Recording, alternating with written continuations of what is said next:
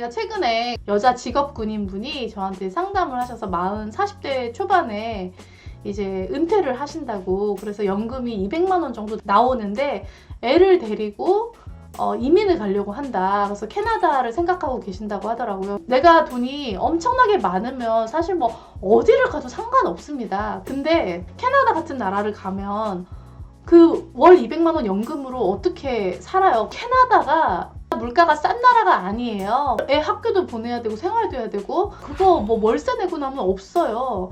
당장 내가 취업이 된다는 보장도 없잖아요. 그래서 저는 오히려 동남아 같은 데 가서 한번 살아보시라고 얘기를 많이 드렸었거든요. 취업으로 가는 나라랑 이민으로 가는 나라는 또 다른 것 같아요. 캐나다, 무슨 미국, 호주, 뉴질랜드, 뭐 영국 이런 영어권으로 보통 가고 싶어 하는데 뉴욕이나 런던이나 이런 큰 도시 가면 월세가 너무 비싸요. 또 세금도 많이 내. 이래저래 남는 돈이 별로 없어. 취업은 우리가 아직 젊을 때, 패기가 넘칠 때 갔을 때는 좀 가난하게 고생해도 괜찮아. 근데 40이 넘어서 이민을 갔을 때 현지 취업이 안 돼서 막 결국 세탁소를 한다거나 이런 자영업을 하면서 삶의 질이 굉장히 낮아지고 사회적인 위치도 낮아진 분들을 제가 너무 많이 봤어요. 비자 문제 때문에 막 정말 내가 원치 않는 일들을 하고 영주권의 노예로서 살아가는 사람들도 있어요. 막 남부 아니면 중부 이런 데 가면 또 인종차별 문제도 있거든요. 근데 막 동남아,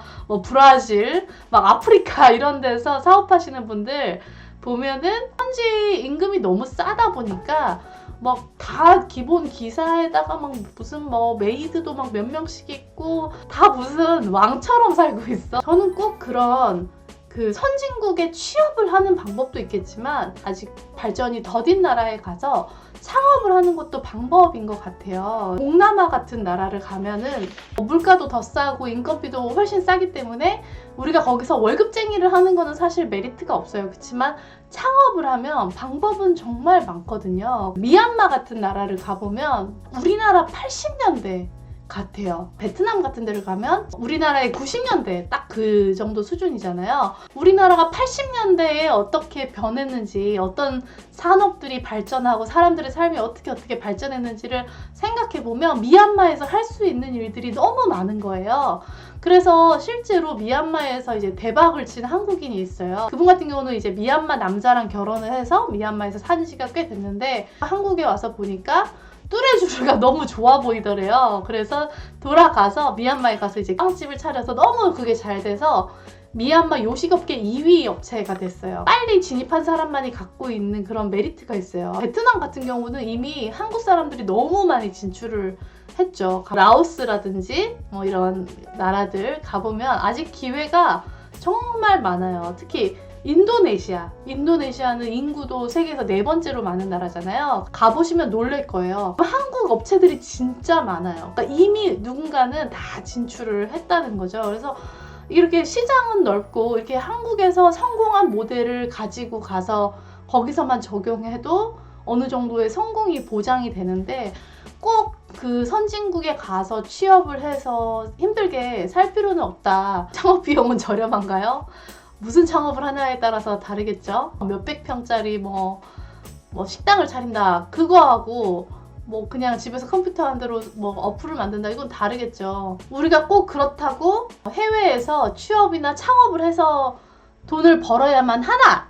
그건 또 아니에요. 해외에서 살기 위해서 자금을 마련하는 데는 여러 가지 방법이 있습니다. 제가 이제 자료를 좀 찾아봤어요. internationalliving.com이라는 데서 은퇴하기 좋은 나라를 리스트를 매년 랭킹을 발표를 해요. 전 세계를 기준으로 투자라든가 뭐 월세라든가 물가, 비자 문제, 뭐 의료 문제, 뭐 라이프 스타일 뭐 등등등등 12가지 기준으로 점수를 매겼을 때 점수가 제일 높았던 나라가 1위가 코스타리카, 2위 멕시코, 3위 파나마, 4위 에콰도르, 5위 말레이시아, 6위 콜롬비아, 7위 포르투갈, 8위 니카라과, 9위 스페인, 10위가 페루. 보시다시피 중남미가 많잖아요. 미국이나 캐나다에서 나오는 연금으로 코스타리카에서 왕처럼 살고 있는 분들을 제가 많이 봤어요. 코스타리카는 안 가봤고 멕시코, 파나마, 에콰도르 다 가봤는데 다 장단점이 있지만 저는 굉장히 다 좋았었던 나라거든요. 근데 이제 한국 사람들의 인식으로는 뭐 마약이라든지 뭐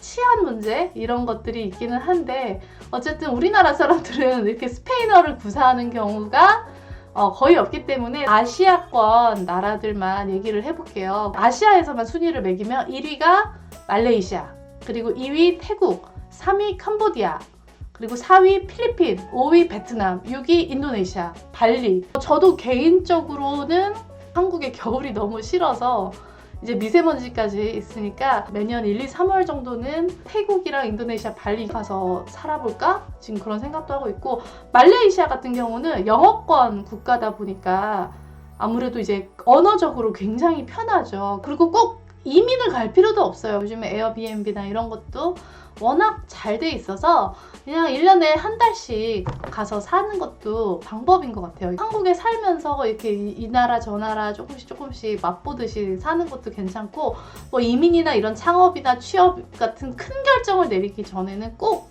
그 나라에 반드시 가서 좀 지내보고 또 그쪽 사람들 얘기도 많이 들어본 후에 그런 큰 결정은 내리시는 게 맞습니다.